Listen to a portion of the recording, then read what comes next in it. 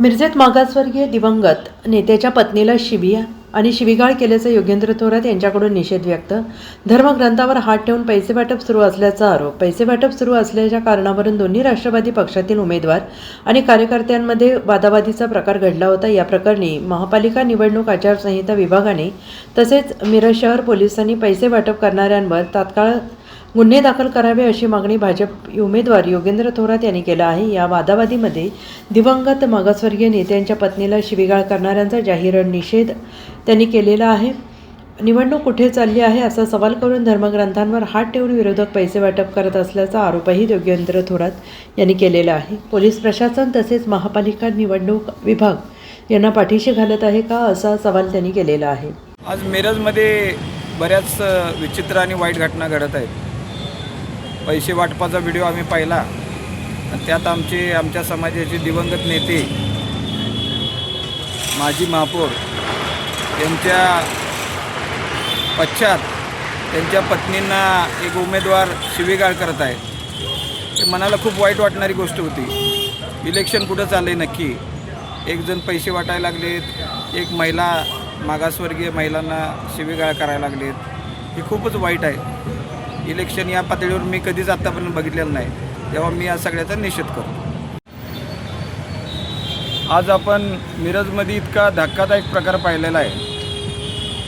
आमदार म्हणजे म्हणता येणार नाही आमदार, ते आता नगरसेवकला उभारलेले जे उमेदवार आहेत इद्रिस नायकवडी, त्यांनी त्यांच्या घरी लाईन लावून लोकांना पैसे वाटले असं आम्ही व्हिडिओमध्ये पाहतोय.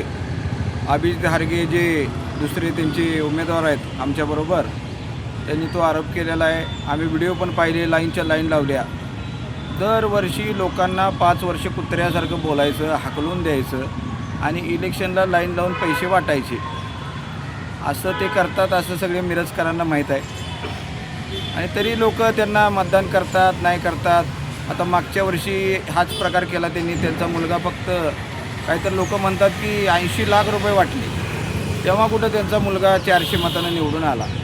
आणि यावेळेला तर मी माझ्या वार्डात सगळी कामं केलेली आहेत. ॲक्च्युली त्यांचं मेन बेसच हा आहे, तुमच्या लक्षात आलं नाही. ज्या वार्डात सगळी कामं झालेली आहेत तिथं तुम्ही कसे निवडून येणार? साधा मुद्दा आहे ना. तुम्ही पैसेचं आमिष दाखवल्याशिवाय निवडून येणारच नाही. जातपात केल्याशिवाय निवडून येणारच नाही. मिमिक्री लोकांची केल्याशिवाय लोक निवडून येणारच नाही. तेव्हा हे सगळं ते करत आहेत.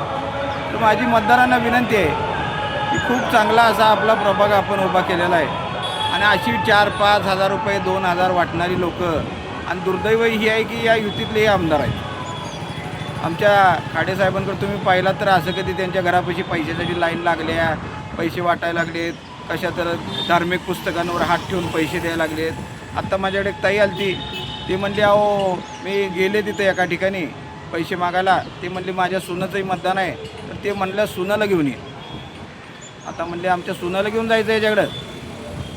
दादा तुमच्यासारखा माणूस नाही म्हणली. तुम्ही आमची कामं करताय, कधी नजर वर करून महिलांकडे बघत नाही. आणि हे म्हणायला लागले सुनाचं मतदान आहे तर सुनाला घेऊन ये. अशा लोकांना निवडून देणार आहे का? हां काय एवढं केलं आहे? हां आम्ही काय वाईट केलं आहे? आम्ही सगळी कामं केली, मस्त केले, तुमच्या दारापर्यंत पोचलो, तुमच्या लेकरांना शाळा केल्या. इद्रिस नायकवडी त्याच्या लेकरासाठी आज हे सगळे उद्योग करत आहेत. योगेंद्र थोरात नागरिकांच्या लेकरासाठी लढत आहे. हा फरक आहे. आज बघा तुम्ही पैसे घ्यायला पण घरी यायला लावायलेत. पैसे घ्यायला पण घरी, मग काम सांगायला पण घरीच यायला लागणार. योगेंद्र थोरात तुमच्या दारात येतो. थोरात येतोय तुमच्या दारात आणि काम करतोय जोरात. काय करताय असल्या लोकांची? आपल्याला कमळाकडनं मी उभारलो आहे, मतदान करा. आहे त्याच्यापेक्षा चांगलं वाट करू. कुठलेही आमदार बिमदार घेऊन बसला. ही 5 वर्षासाठी आहे. परत नगरसेवक होऊन दाखवा. ते लय झालं. Bureau report SBN Marathi Miraj.